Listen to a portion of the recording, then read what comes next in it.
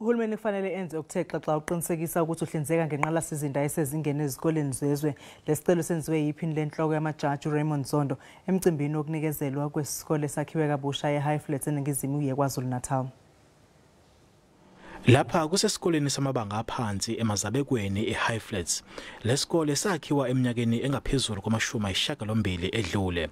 Owabe engumfundi kusona ngeminyaka yo-1960. Iphini lenhloko yamajaji kuleli umehluleli uRaymond Zondo.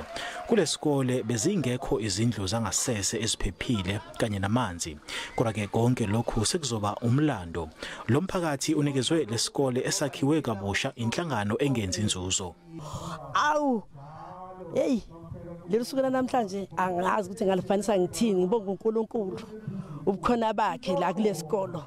Lokwakhiwa kwalesikole kubize imali engaphezulu kwa-1.5 million randi. Kubalulekile kakhulu ukuthi uhulumeni abeke nje imali eceleni yokuthi akhuphule izikole ezisemakhaya.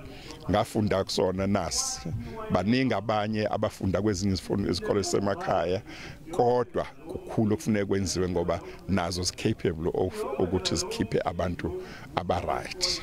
Kunxenxe osomabhizinisi ukuba bafake isandla ukuthuthukisa impilo yalabo abaqhamuka ezindaweni zasemakhaya. I think they've got a very important role. I think if they do not get involved, the problems that we have with education in this country is not going to be resolved. Abenzi balomsebenzi bathembiseke ngokuthi basazoqhubeka bakhe umtapo wolwazi ngaphakathi emagcekeni alesikole.